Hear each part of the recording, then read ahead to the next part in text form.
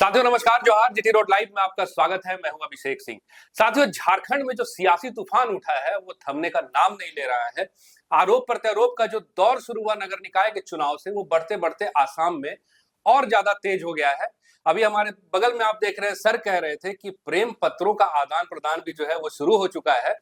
वो इसलिए कि कोई किसी को सांप कह रहा है तो कोई किसी को सपेरा कह रहा है। आप देश के बाहर निकल करके अंतर्राष्ट्रीय खबरों को देखिएगा तो देखिएगा कि किस तरह से जहां पे इस्राइल और ईरान के बीच युद्ध में एक तीसरा खेमा अमेरिका की एंट्री हुई थी, ठीक उसी तरह अभी झारखंड की राजनीति में भी आप देखिए तो कांग्रेस और झामुमो जहां आमने सामने है, वहीं अब बतौर तीसरा पक्ष क्या राष्ट्रीय जनता दल की भी एंट्री हो गई है। देखिए किस तरह से अवैध खनन को लेकर के पोड़ियाहाट के जो विधायक है प्रदीप यादव और वहीं दूसरी तरफ गोड्डा विधायक संजय यादव जो राष्ट्रीय जनता दल से विधायक है, इन दोनों के बीच भी अब तनातनी शुरू हो गई है और एक दूसरे के खिलाफ ऐसा लग रहा है कि अब लाठी बजाने के लिए तैयार है। क्या ये मामला है, इस पे ही हम आगे चर्चा करेंगे। आप फ्रेम में हमारे साथ देख रहे हैं वरिष्ठ पत्रकार सरोज कंवर जी हैं। सर, स्वागत है आपका। और ये अब नया खून कहां से आ रहा है सर? बहुत अच्छी बात की आपने। नवेला, सांप और सपेरा जी, नेवला को भी ले सकते हैं हम लोग। जी, और इजराइल, ईरान, अमेरिका, ये सब। तो ये खबर तब आम है, हम लोग वीडियो लगातार कर रहे हैं कि कुछ तो बदलाव होने जा रहे हैं जी, झारखंड सरकार में, झारखंड की सत्ता में। चेहरा तो वही रहेगा लेकिन पार्टनर बदल जाएगा। और ये इस आशंका के कई कारण लगातार हम चर्चा कर चुके हैं, अब दोबारा रिपीट नहीं करना चाहते। जी। लेकिन कांग्रेस के जो प्रभारी हैं के राजू, उन्होंने कहा था कि माइनिंग माफिया सरकार चला रही, सीधे आरोप किस पर भाई? सरकार पर है ना, सीधे। अवैध खनन हो रहा है, प्रशासन लापरवाही बरत रहा है, कोई सुनने को राजी नहीं है। और ये भी कहा था कि जरूरत पड़ी तो सड़क पर उतरेंगे हमारे कार्यकर्ता। ये कहा जनहित के मुद्दे अगर कुछ आएंगे तो हम सड़क पे भी पड़ेंगे। अब कांग्रेस के हैं, विधानसभा में नेता भी हैं प्रदीप यादव, कांग्रेस के लीडर हैं। हालांकि ये इनके गुरु भाजपा में आजकल हैं, मतलब बाबूलाल मरांडी। और बीच में एक क्लिपिंग, वीडियो क्लिप बड़ी चर्चा हुई थी, पता नहीं क्या क्लिप दे रहे थे उनको, चिप दे रहे थे विधानसभा सत्र। हाँ, रात में वो भी गुरु जी को, यानी बाबूलाल मरांडी को प्रदीप यादव, बड़ा बहुत आम हुआ था, वायरल हुआ था कह लीजिए। तो इस पर दरअसल लहरा का शक की सुई भी घूमती रहती है प्रदीप यादव। और अपने को बताना भी है कि नहीं, वे आस्थावान है राहुल गांधी के प्रति, कांग्रेस के प्रति, अपने नेता के प्रति। तो एक कदम आगे बढ़कर चलने की कोशिश कर रहे हैं। तो उन्होंने इस मुद्दे को उठाया कि इलीगल माइनिंग हो रही है, लेकिन चूक कहीं हो गई। डीसी, एसपी सबको चिट्ठी मार दी। और गोड्डा के डीसी, एसपी को चिट्ठी मार दी, लंबा चौड़ा। ये व्यूअर्स देख रहे हैं पत्र जो उनका है, लंबा चौड़ा, कि ये नहीं होना चाहिए, जो भी मांग रखी है, ये सब चीजें नहीं होना चाहिए। एक गुना भाग बताया है। हाँ, 27,75,000 का कुछ आंकड़ा प्रतिदिन का है, बताइए। और कैसे कैसे प्रतिदिन जो अवैध वाहन चल रहे हैं, इससे दुर्घटना हो रही है, जी, लोगों की जान जा रही है, इस पे कोई संज्ञान नहीं ले रहा। जी, सारी चीजें खोल कर रखी इस पत्र में। और गोड्डा से राजद से विधायक, ये भी यादव जी हैं, वो भी यादव जी, संजय कुमार यादव या संजय यादव वो है। और ये भी हेमंत सोरेन के काफी करीबी बताए जाते हैं। आपको याद था जब बिहार चुनाव में ये बिजी थे, अपने साहबजादे को लड़वा रहे थे, अगला कि हार गए, उनके सुपुत्र महोदय हार गए। तब इन पर भी ये था कि भाई आप गठबंधन नहीं करा सके, जेएमएम को टिकट नहीं दिलवा सके। तो आरोप लगाते हैं प्रदीप यादव। अब गोड्डा जिला, वो विधानसभा जो है वहां से है, तो भाई मान लीजिए ऑफिस है, ठीक है ना, कोई आरोप लगाए तो हम ही लोग पर ही लगाएगा ना जी। कैसा हो रहा है, किस पर लगाएगा? हम ही लोग की जो टीम है उसी पर लगाएगा सीधे सीधे। तो वो कहना क्या चाहते हैं, क्या कहना चाहते हैं? बिटवीन द लाइन समझिए कि मतलब उनकी निगरानी में हो रहा है क्या? संजय यादव की, क्योंकि संजय यादव बुरी तरीके से तिलमिला गए हैं और सवाल उठाया। बोले के राजू साहब ने कहा तो इलीगल माइनिंग हो रही है, तो खाली गोड्डा की बात कही थी, खाली गोड्डा की तो बात कही नहीं थी। आपके पड़ैया हाट इलाके में नहीं हो रहा है क्या? उन्होंने ये भी कहा कि आप जहां रहते हैं वहां पर जो थाना है उसकी कितनी मिली भगत है, किसकी मिली भगत है, कौन पास करवाता है गाड़ी, भागलपुर तक कैसे चला जाता है बालू। मतलब कहना यही चाह रहे कि प्रदीप यादव को नहीं पता है किसकी मिली भगत है, कौन पास करवाता है गाड़ी, और आपके घर के पास ही थाना है। तो घर छोड़कर मस्जिद में चिराग जलाने जा रहे हैं, हमारे यहाँ आप चले आए, तो उनको दरअसल अच्छा नहीं लगा। और उसके बाद चिट्ठी उट्ठी डालने होने के बाद फिर एक वीडियो उनका वायरल, प्रदीप यादव का। हम चाह रहे हैं अभिषेक भाई को वो वीडियो सुनवा दिया जाए, छोटी सी क्लिप है, व्यूअर्स इसे देखिए, फिर हम लोग बातचीत करते हैं। मेरे पत्र के बाद जिला प्रशासन, स्थानीय पुलिस हरकत में आई है और कल से बालू का अवैध उठाव पर रोक लगा है।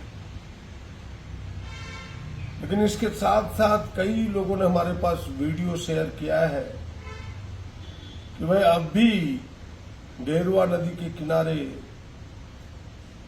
हजारों टन बालू डंप है, जिस बालू को अवैध रूप से हाईवा के माध्यम से बाहर ले जाना था। मेरा प्रशासन से इतना ही अनुरोध होगा कि यह अवैध बालू किसने किया, यह तो कहना आज की तारीख में कठिन है, लेकिन प्रशासन को इसकी तहकीकात करनी चाहिए, इस पर एफआईआर लॉन्च करनी चाहिए। कुछ लोग यह कहते हैं कि भाई आपने जिला प्रशासन को क्यों पत्र लिखा, उपायुक्त को क्यों पत्र लिखा।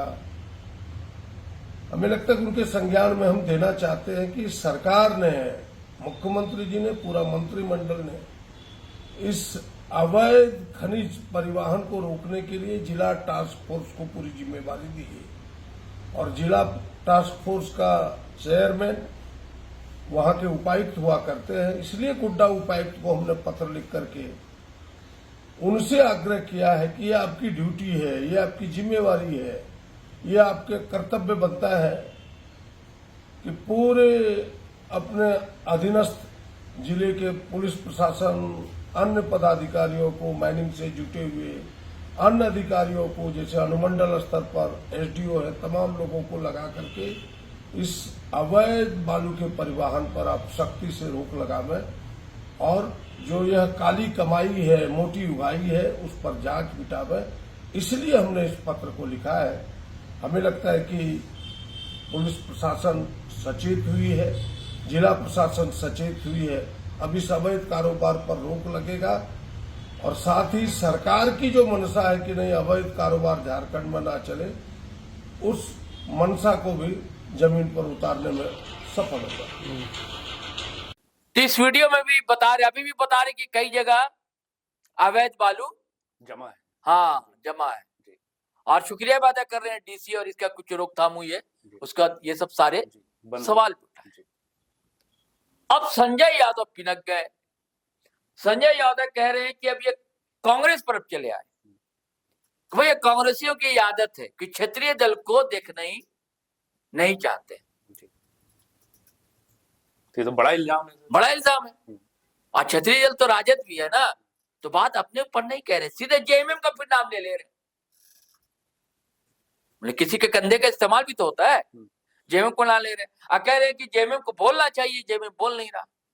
लेकिन उधर शालीनता है थोड़ी, है ना, पिनक रहे हैं, बमक रहे हैं, भड़क रहे हैं प्रदीप यादव, और कह रहे हैं कांग्रेस ऐसा ही करती है हमेशा। तो हम लोग का चर्चा करने का ये विषय ये है जो आप भी पहले कह रहे थे कि होने क्या जा रहा झारखंड, कांग्रेस और इसका रिश्ता कैसा है, प्यार भरा, मोहब्बत भरा, वो देख रही है दुनिया, कांग्रेस और जेएमएम का। और हम लोग अक्सर चर्चा कर चुके कि माइनस कांग्रेस सरकार और आरजेडी उसमें शामिल हो गए।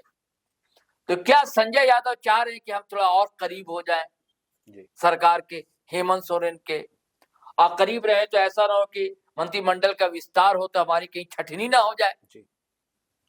अच्छा, अभी आप देखिए ना कि हाँ बहुत जल्द, जी मतलब चंद घंटों में ही जी तेजस्वी का भी आगमन है रांची आने में। वाले हैं। जी 5 तारीख को आने वाले जी। तेजस्वी जी तेजस्वी आने वाले हैं। और कई मामले हैं, जैसे कि भाई अभी देखिए वो सूचना आयुक्त वगैरह की बहाली हुई है ना, उसमें आरजेडी कोटे से नहीं, भाजपा से लोगों को लिया गया। शिवपूजन पाठक जो मीडिया देखते थे जी भाजपा से, वो बनने जा रहे हैं।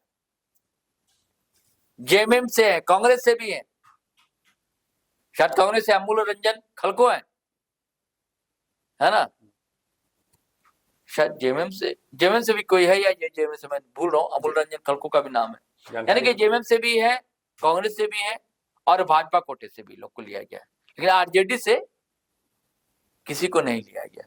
ये सब बात करेंगे। और भी कई बातें हैं। 20 सूत्री कमेटी का गठन नहीं हुआ, तो भैया हिस्सेदारी तो होनी चाहिए ना। बड़े छोटे भाई हम यहाँ पर हैं, तो कुछ हिस्सेदारी होनी चाहिए, ये करेंगे। और अपने संगठन की बैठक वैठक करेंगे आने जा रही। और क्या बात हो जो बदलाव की हम लोग हमेशा चर्चा कर रहे हैं, और लोग भी अब खुलेआम बोलने लगे हैं। अब तो जयराम बोले, संजू राय बोले, सब बोलने लगे हैं। बड़े बड़े पत्रकार लोग भी बोल रहे हैं, भैया पोस्ट वोस्ट डाल रहे हैं। आजकल जो बहुत पहले 2-3 महीने पहले बोल चुके थे, अब सब बोल रहे हैं। और सारी चीजें ऐसा लग रहा है एक पटकथा लिखी गई है। आप सारी चीजें देखते जाइए और डॉट टू डॉट मिलाते जाइए, सिलसिला देखिए सबका, डिकोड कीजिए। हाँ जी, सबका एक दूसरे से सिरा मिलाते रहिए, कैसे उस दिशा की ओर गाड़ी। आसाम चुनाव के बाद कितना परिवर्तन देख रहे हैं सर यहाँ की राजनीति में? देखिए हमने एक वीडियो में चर्चा कर चुके अभिषेक भाई, मुझे लग रहा है चेहरा तो नहीं बदलेगा, पार्टनर बदल जाएगा। ये तो अब लग रहा, आप देखिए ना, आरजेडी कांग्रेस के विधायक ही लड़ रहे हैं आपस में, लठ लेकर पड़े एक दूसरे के, और विवाद आगे तक जाएगा।